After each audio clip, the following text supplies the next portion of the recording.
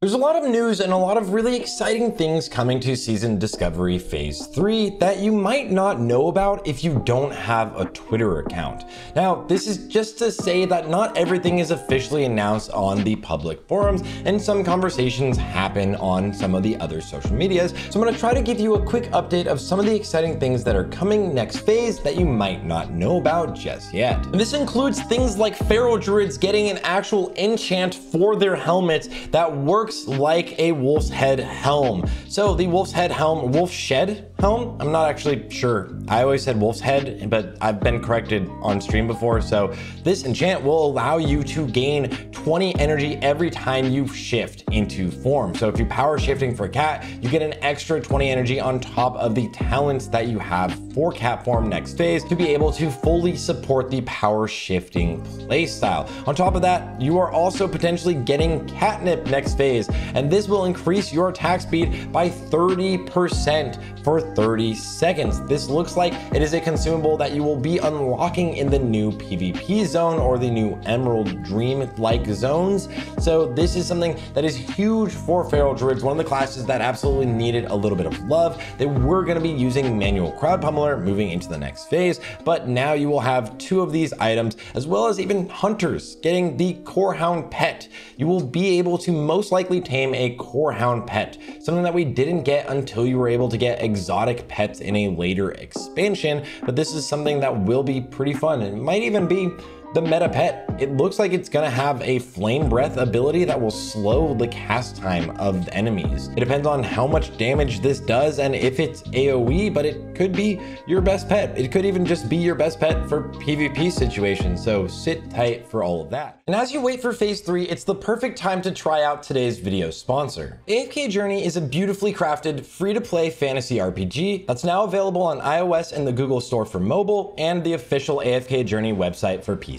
Featuring new and innovative RPG elements, majestic 3D visuals, and intricate gameplay, AFK Journey isn't just another idle game. Reunite with AFK Arena's beloved characters and discover new ones as you embark on an epic quest as Merlin to gather heroes across 6 factions and form the perfect teams for different tactical battles. The Hex map allows players to freely assemble their hero lineup and strategically position them to conquer any challenge with precision. Explore the rich and diverse maps, solving fun puzzles along the way as you meet unique NPCs that could surprise you. All in effortless gameplay that you can do one-handed. Beyond the familiar returning resources that grow while you sleep or eat, they've also added the new equipment resonance that lets you progress even more as time goes by. So it's time to customize your main character, collaborate with guildmates, or take on the dungeons with complete strangers. And during AFK Journey's official release, players can get all heroes for free, including the epic ones. You'll also get over 200 free pulls by progressing through the game and completing events, like just logging in for 7 days. So use my code in the description to get an additional 100 diamonds and over 18,000 gold coins. Okay, so if you thought the phase 3 announcement was a little bit too fast, you're not the only one. A lot of disgruntled players have taken to Twitter as well as Reddit or the forums to talk about how the announcement of just giving you, hey, by the way, the new phase is next week, be ready for it, is a little bit short. And Agron actually replied saying he knows that it was short. Blizzard knows that they usually would like to give us 2 weeks notice, but apparently there was too many things going on. Potentially like the Plunderstorm event as well as Cataclysm beta is in full effect, and they are very much working on that as the same WoW team. It is a little bit frustrating though, I would say, for a lot of players to not be able to have the announce early enough to have enough preparation, as well as I will hopefully have a pre-quest guide out very soon so that people can prep, but maybe I might not have enough time. But personally, I kind of understand it all the same, to be honest. There's this one team working on every version of WoW Classic, and there was other announcements within the World of Warcraft scene that they didn't want to step on their toes. But there's other blaring issues, something like class tuning, in particular,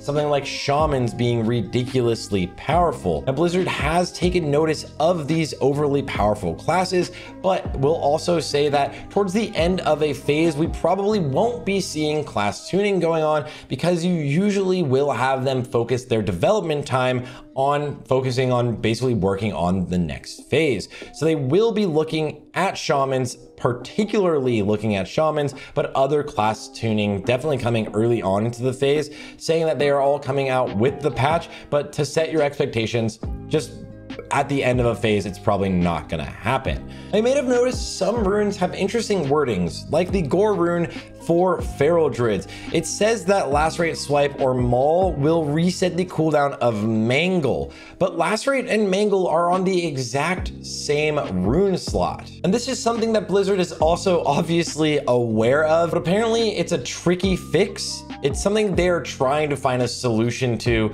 Hopefully this will be updated soon, but definitely if there are runes that you think are competing with each other in the exact same rune slot, this is something that they're hopefully going to be fixing. It looks like from some of the data mines that some of the runes might just be renamed as a new named rune on a new slot. So your glove slot now will have something that's named almost the same thing, and hopefully this happens soon. But you might also notice that some runes don't actually give you DPS increases. The same rune right there, the Feral Gore rune, it actually literally takes 85 seconds on average for that rune to proc, giving you the same energy as one single power shift, especially now with the Helm enchant. So that makes this rune quite literally one of the weakest runes of all time. And I would just caution players to temper your expectations in next phase.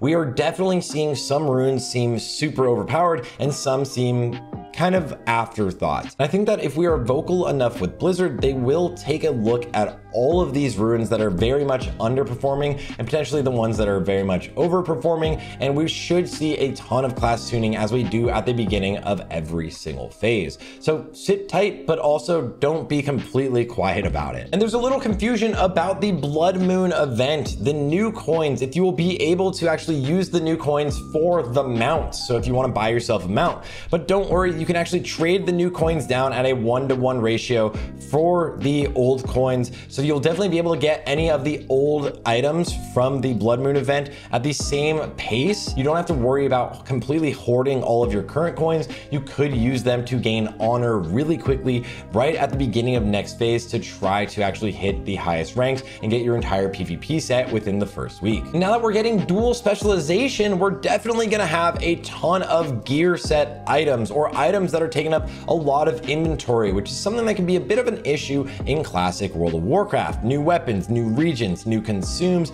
everything all at once. Is Blizzard gonna be adding some sort of mitigation for this? Are they adding more bank slots or any way for us to kind of deal with this? And this is something that Blizzard now, or at least Agron, has taken note of and saying that nothing major is coming yet, but it's something they're definitely thinking about. And I think that's really, really helpful, hopefully in the future, because seeing ourselves just run out of inventory space or bank slots, it's probably happening to you already. Like, it's happening all the time, and coming with dual spec and more consumables, it's just gonna be a problem. But what could potentially be more of a problem than this, and I'm curious what your take is going to be the addition of weapon skills for every race that is not human, or for every race. Human weapon skill was the one thing that really set them apart, as well as having paladins being stronger at the end of the entire expansion than shamans. Shamans are an amazing chain healer, AoE healer, but paladins bringing kings outscaled that towards the end. But it was really that humans had sword skill that made them so powerful in World of Warcraft Classic. Now, if you don't know, every race will at level 60 have a way to pick 2 separate weapon skills that will give you +5 weapon skill. And that means that the racials of weapon skill are completely useless for both Horde and Alliance. The only racials that are effective within PvE is going to literally just be having an increase in your attack power from the Orc racial, racial, or having an increase in your attack speed from the troll racial, meaning that Horde in the aspect of racials has a significant advantage, basically an entire extra trinket than Alliance does. So if you're going to be trying to parse, or if you're going to be trying to speed run, Horde versus Alliance is going to be an issue. And Agrant has responded, actually pointing out that the rep bonus for being a human, you actually get 10% more reputation for being a human, will save you a huge amount of time in the long run, as well as humans have been the undisputed kings of melee for all of vanilla World of Warcraft. And he says it's a little bit okay to have other classes or other races get all of the love in Season of Discovery, especially because it's a seasonal realm. This isn't an eternal realm going on forever, so hopefully this will spread things out, although it still does mean that the only two racials that do increase your DPS in PvE will be orcs and trolls. So just be aware for the future. That's what everything is looking like right now, and a summary of what's going on and all of the news we know about for Phase 3 before it launches that haven't been launched on official channels. And of course, I will always keep you updated here on the channel. And one more time, shout out to Taurus Land, the sponsor of today's video, as well as we will have a video talking about pre-clearing and how much of an issue it is in the competitive scene of World of Warcraft coming out later tomorrow.